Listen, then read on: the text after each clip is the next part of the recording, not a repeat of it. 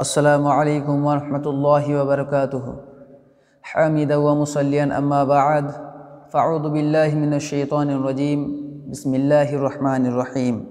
या अय्युहल्लज़ीना आमनू कुतिबा अलैकुमुस सियाम कामा कुतिबा अलल्लज़ीना मिन क़ब्लिकुम लअल्लकुम तत्ताक़ून। सम्मानित श्रोता मण्डली, आज আপনাদের সামনে একটি বিষয় নিয়ে হাজির হয়েছি। সেই বিষয়টি হলো, আমরা যে রোজা পালন করছি, এই রোজা কি আমাদের উপরেই শুধু ফরজ নাকি এর পূর্ববর্তী উম্মতের উপরেও ফরজ ছিল? এই বিষয় নিয়ে আলোকপাত করব ইনশাআল্লাহ। ওয়া তৌফিক ইল্লা বিল্লাহ। পূর্ববর্তী ধর্মের মতে রোজা কি? আমাদের আগে রোজা কিভাবে ফরজ ছিল, কেমনভাবে ফরজ ছিল, কিভাবে তার রোজা পালন করত, এই বিষয় নিয়ে আমরা ইনশাআল্লাহ জানব। মানুষের জন্য রমজানের রোজাই শুধু ফরজ নয়, এবং মানুষের জন্য রমজানের রোজাই প্রথম রোজা নয়। এর পূর্ববর্তী যত উম্মত এসছে, প্রত্যেকটা উম্মতের উপরে আল্লাহ তাবারক ওয়া তাআলা এই রোজাকে ফরজ করেছিলেন। রোজা হলো এমন এক ইবাদত যা আল্লাহ তাবারক ওয়া তাআলা মানুষ সৃষ্টির পর থেকেই তিনি মানুষের ওপর ফরজ করেছেন। প্রত্যেক উম্মতের মানুষ তারা এই রোজাকে পালন করে আসছে। আল্লাহ তাবারক ওয়া তাআলা কোরআনের মধ্যে বলছেন তার প্রমাণে, বিসমিল্লাহির রহমানির রহিম। ইয়া আইয়ুহাল্লাযীনা আমানু কুতিবা আলাইকুমুস সিয়াম কামা কুতিবা আলাল্লাযীনা মিন ক্বাবলিকুম লাআল্লাকুম তাত্তাকুন। হে ঈমানদারগণ, তোমাদের উপর রোজাকে ফরজ করা হলো যেমনভাবে ফরজ করা হয়েছিল তোমাদের পূর্ববর্তী লোকদের ওপর। আল কোরআন 2 নম্বর সূরা বাকারা 183 নম্বর আয়াত। এই আয়াত থেকে আমরা বুঝতে পারলাম যে এই রোজা শুধু আমাদের উপরই ফরজ নয়, বরং পূর্ববর্তী যত উম্মত এসছে প্রত্যেক উম্মতের উপরে আল্লাহ তাবারক ওয়া তাআলা রোজাকে ফরজ করেছিলেন।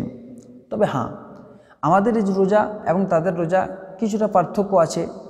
অবশ্য ইসলাম, ইহুদি, খ্রিস্টান এরা, তবে ইহুদি খ্রিস্টানরা নির্দিষ্টভাবে নির্দিষ্ট সময়ে নির্দিষ্ট বিষয়ের ওপর তারা রোজা পালন করত। তাওরাত, ইনজিল, বর্তমান সংস্কারগুলো থেকেও জানা যায় যে আল্লাহ তাবারক ওয়া তাআলা রোজাকে তার পূর্ববর্তী বান্দাদের উপরও ফরজ করেছিলেন। এই বিষয়ে আমরা জানতে পারি। বুখারী মুসলিমে একটি হাদিসের মধ্যে পাওয়া যায় যে মহানবী সাল্লাল্লাহু আলাইহি সাল্লাম যখন মক্কা থেকে মদিনায় হিজরত করলেন, তখন মদিনায় গিয়ে দেখলেন যে ইহুদিরা আশুরার দিনে রোজা পালন করছে। আল্লাহ নবী সাল্লাল্লাহু আলাইহি সাল্লাম তখন তাদেরকে জিজ্ঞেস করলেন যে আজকের দিনে তোমরা রোজাটা কেন পালন করছো, কিসের জন্য পালন করছো? তখন তারা প্রত্যুত্তরে তারা বলেছিল যে এই দিনে মহান আল্লাহ তাবারক ওয়া তাআলা মূসা আলাইহিস সালাম তার কওমকে পরিত্রাণ দিয়েছিলেন, নাজাত দিয়েছিলেন ফেরাউনের হাত থেকে। তার কৃতজ্ঞতা স্বরূপ, তার কৃতজ্ঞতা জ্ঞাপনের উদ্দেশ্যেই এই দিনে মূসা আলাইহিস সালাম তার কওম রোজা পালন করেছিলেন, এবং সেই জন্যে আমরাও আজকে রোজা পালন করছি। মহানবী সাল্লাল্লাহু আলাইহি সাল্লাম এই কথা শুনে তিনি বললেন যে তোমাদের চাইতে আমরা বেশি হক রাখি, অধিকার রাখি মূসা আলাইহিস সালামের ওপর। সুতরাং আল্লাহ নবী সাল্লাল্লাহু আলাইহি সাল্লাম তিনি কি করলেন, রোজা পালন করলেন এবং প্রত্যেকটা মানুষকে বা সাহাবীদেরকে রোজা রাখতে আদেশ দিলেন।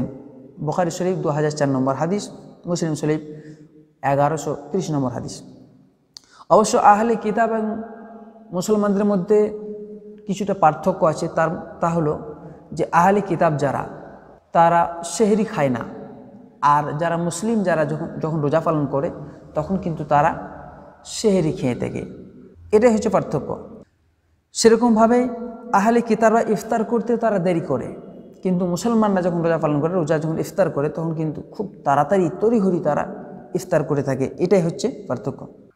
আর এই বিষয় নিয়ে আমরা অনেক দেখেছি, যেমন এনসাইক্লোপিডিয়া ব্রিটানিকাতে বলা হয়েছে রোজার নিয়ম পদ্ধতি বিভিন্ন হলেও এমন কোনো ধর্মের নাম উল্লেখ নেই যে ধর্মে রোজাকে আবশ্যিকতা হিসেবে স্বীকার করা হয়নি। অর্থাৎ প্রত্যেকটা ধর্মেই কিন্তু রোজাকে আবশ্যিকতা হিসেবে স্বীকার করা হয়েছে বা বলা হয়েছে। যাই হোক, এ খবরের মাঝে মুসলিমদের জন্য রয়েছে সান্ত্বনা ও আশ্বাস, কারণ শুধু উম্মতে মুহাম্মাদের উপরেই নয়, বরং পূর্ববর্তী সকল উম্মতের উপরে রোজা ফরজ ছিল। আর সে মনে করে মুসলিমদের ওপরেও রোজার ভার অনেক হালকা করে দেওয়া হয়েছে। আগেকার রোজা অন্যরকমভাবে ছিল, পরিপূর্ণভাবে তখন ফরজ ছিল না। এখন তাদের অনুগামী নেক লোকদের তখন সেই পথ অবলম্বন করে আনন্দবোধ করে রোজার কোনো কষ্টকেই সে নিজের জন্য ভারী মনে করত না। তারা আল্লাহ তাবারক ওয়া তাআলা এটা বিরাট একটা ইবাদত হিসেবে তারা পালন করত, এবং তারা এই রোজাকে পালন করে এসেছে। তো যাই হোক, এখান থেকে আমরা বুঝতে পারলাম যে আমাদের ওপরেই শুধু রোজা ফরজ নেই, বরং পূর্ববর্তী প্রত্যেক উম্মতের উপরে এই রোজা ফরজ ছিল। পরিশেষে আল্লাহর কাছে দোয়া করি, হে আল্লাহ আমাদের সকলকে সদ্বুদ্ধি দান করো, হে আল্লাহ তুমি আমাদের সকলকে বোঝার এবং সঠিকভাবে ইসলামকে ধারণ করার তৌফিক দান করো এবং আমল করার তৌফিক দান করো। আমিন। ওয়া আখিরু দাওয়ানা আলহামদুলিল্লাহি রাব্বিল আলামিন। আসসালামু আলাইকুম ওয়া রাহমাতুল্লাহি ওয়া বারাকাতুহু।